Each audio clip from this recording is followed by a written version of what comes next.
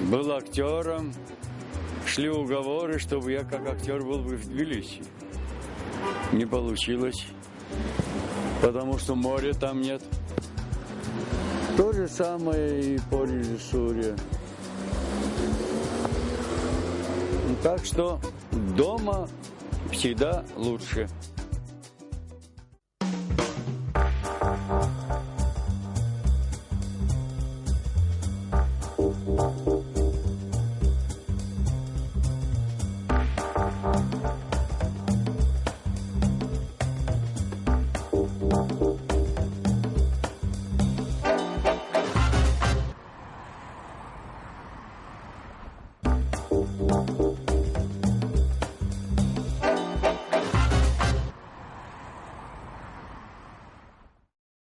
Одни говорят, что вот я никогда не променял бы свою жизнь на другую.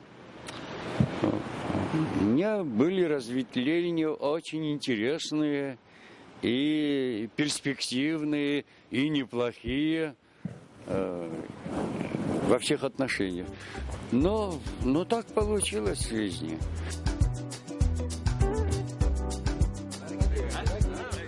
Прекратить!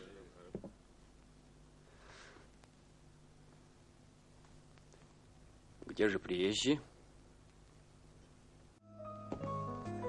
Все-таки профессия очень зависимая она. И более того, я был избалован ролями. Фундаментальные знания о профессии я получил у своего первого педагога. И это меня выручило. И за это и пошли много ролей и тому подобное.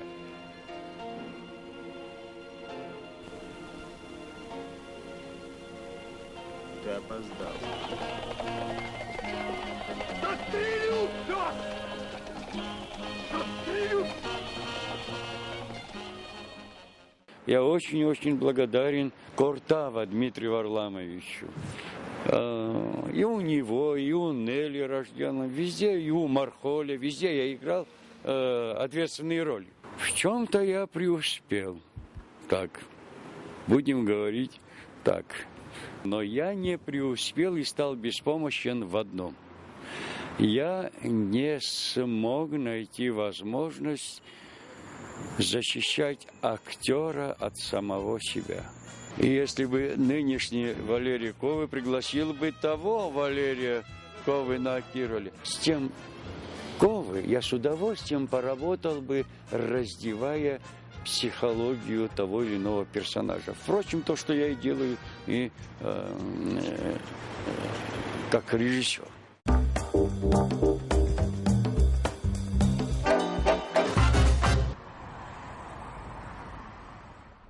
Отец, он, у нас чуть-чуть дистанция была друг с другом. Он совершенно иначе вел себя с моим братом, потому что наша мать рано ушла. Братишка мой, для него и отец, и функции матери выполнял отец. И вдруг этот патриархальный человек вдруг стал совершенно другим. И я завидовал своему брату. Но с другой стороны, все равно есть какие-то мудрые взаимоотношения. Он дал мне намек. В театр надо приходить и уходить по причине работы. Все. И еще, как защищать надо актеров. Когда ты занят только работой, она будет говорить за тебя. Не нужны ни адвокаты, ни прокуроры, ни судьи. Невзирая на то, что ни дома, ни на работе мы о работе никогда не говорили. Но чувствовали, где он доволен, где...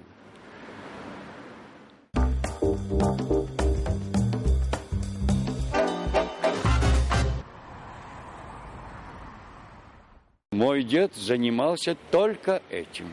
Вина он делал, и когда очередную бочку какую-то он открывал по тому или иному событию, я не знаю, вот соседи, близкие пришли, и когда гопща, не бочка, а кувшин открыли, он вдруг что-то сразу почувствовал. И он быстро сказал: слейте это все. Все, сконфузились, но все равно он настоял. И когда все слили, там была змея. То есть, там свои, наверное, какие-то знаки, хитрости, ощущения, интуиция. И как закрыто, упаковано. Вот такой момент произошел.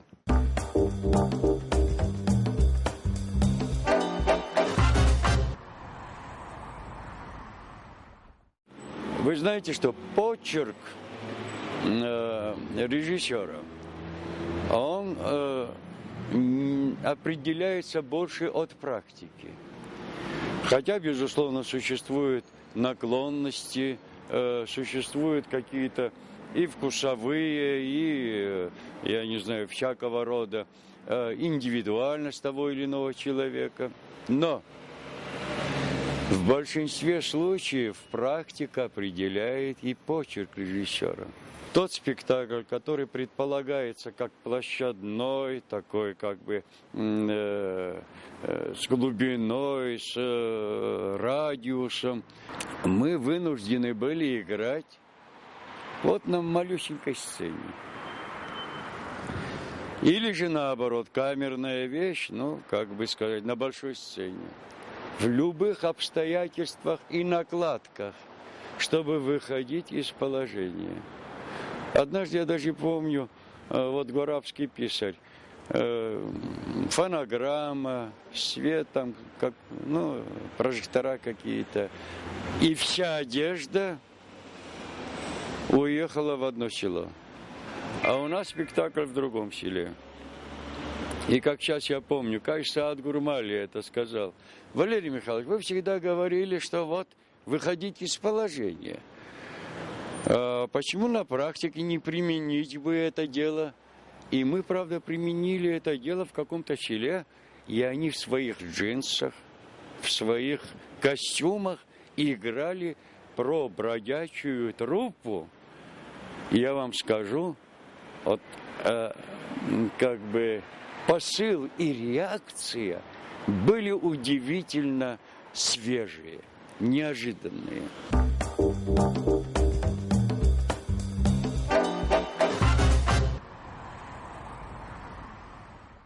Честно говоря, вы коснулись очень-очень важной вещи, потому что какая бы интересная индивидуальная работа актерская ни была бы, какая бы интересная трактовка ни была бы даже режиссерская, но если на вспаханную почву в обществе не попадают семена посыла спектакля, то это грош цена. Это зачем тогда живому человеку встречаться с другим живым человеком? Только из-за лицедейства это неинтересно. Это быстро может наскучить. А когда внутренний монолог между ними, интимные взаимоотношения создаются, это дело другое. Тот же, скажем, Фазиль Искандер. Мы там, правда, взяли, Махаз ориентиром был.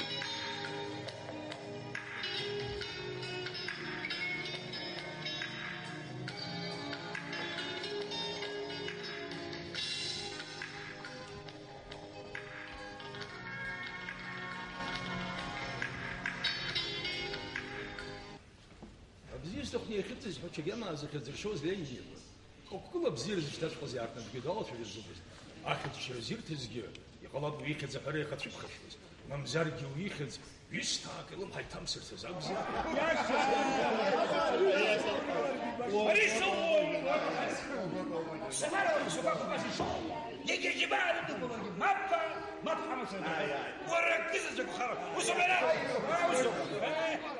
Мы опередили время, как вы меня простите, обезличивают нас на своей земле, доводится это до абсурда, и это вот в рамках этого образа пастуха Махаза с его семьей, да? Это было для нас ориентиром и посылом.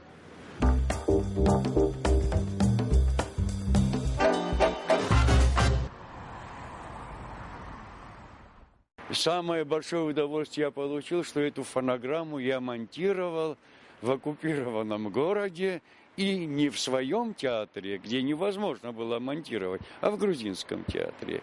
Там мне помог, правда, очень-очень помог наш радист Кукури Гудуадзе, грузин. Он работал и у нас, и в грузинском театре.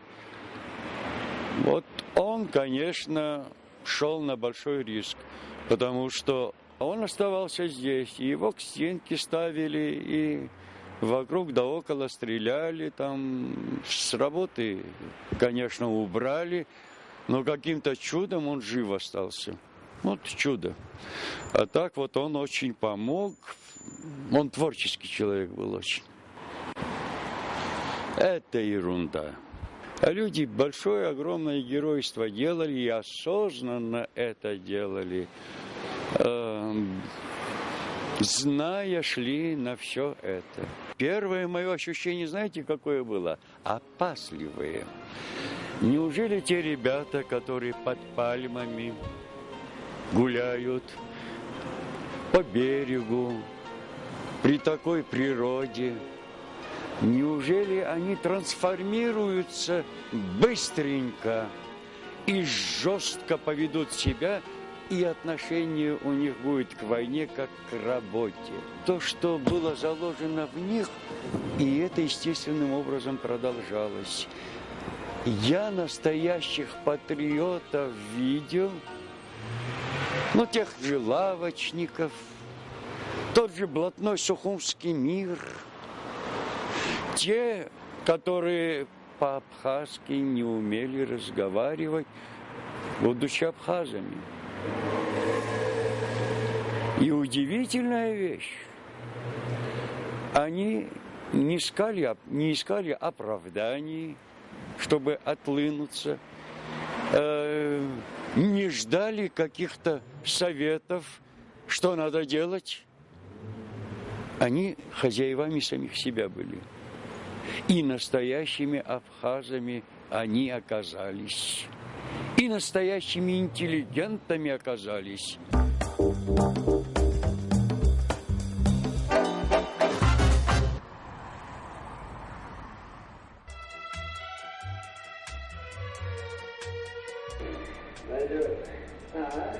Это правильное обстоятельство. Не играет главного. Не играет главного. Какой главный? Вы ж попали в идиотское положение. А вы чувствуете это? Да, вам. Вот это за этим же мы смотрим. Понимаете, потому что вы играете буквально закури, я закурю. А обстоятельства вы не играете? Вот сегодня мы об этом разговаривали. Как бы я тебя не спрашивал. А потом, когда настанет совершеннейший предел, тогда возьми и скажи мне правду. Что это будет смысл? Когда ты скажешь правду, я на тебя навалюсь и сразу остановлюсь. Мы в невыгодном положении. Да, нам сейчас легко говорить от того, что они были гонимы, они преодолевали препятствия. И по работе тоже. Но мне было бы интересно и не то, что интересно, а мы же не знаем, какими они могли бы и быть еще, и сколько успеть еще.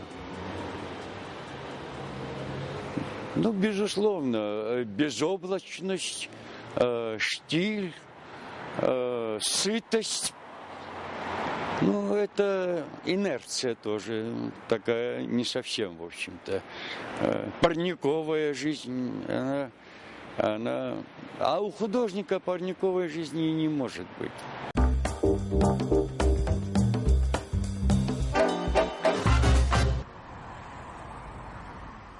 Ограниченности не люблю. Я не люблю не только ограниченности, невежества. Я не люблю персонифицированное отношение к своей личности, как к постаменту.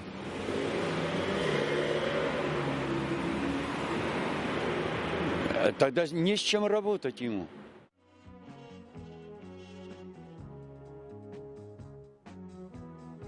Актерская работа, по большому счету, она становится явлением тогда, когда сам актер заново познает себя в той или иной роли.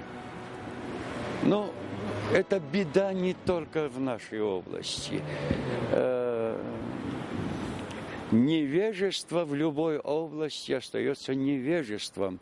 И первым импульсом к бесперспективности. Ну, мы же говорим, сколько блага, само по себе у нас то, все. Ну, чего, мы горцуем иномарками.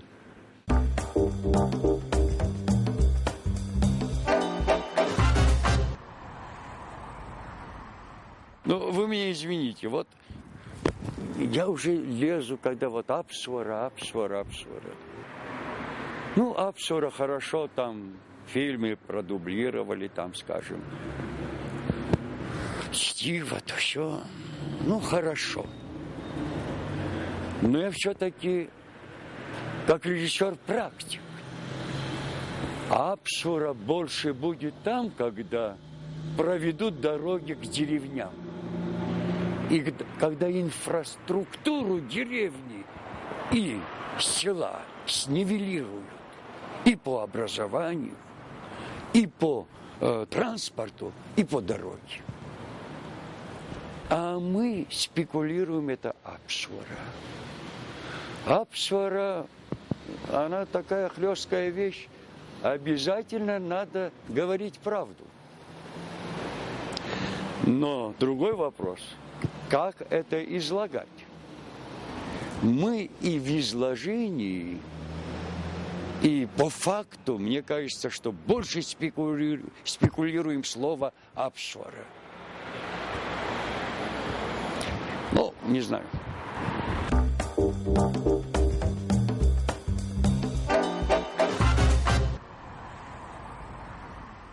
Я их боюсь. Я их боюсь, потому что я привык больше ответственность испытывать самому по отношению к себе. Как важно направить их по верному руслу на практике, для того, чтобы они бы находились в вечном процессе осваивания самих себя и профессии. Вот для этого, конечно, их надо огородить, как бы это мое слово не звучало, от всетерпимости к дилетантству. Очень интересная плеяда. Самое главное, даже в таких очень размятых театрах все равно чувствуется дефицит интеллекта. Вот этот интеллект существует у наших, плюс ко всему их особая природа наших абхазская природа. И когда это переламливается через познание вот этого наследия гениального, то это прекрасно. Но, во всяком случае, глазки умненькие. Умненькие глазки.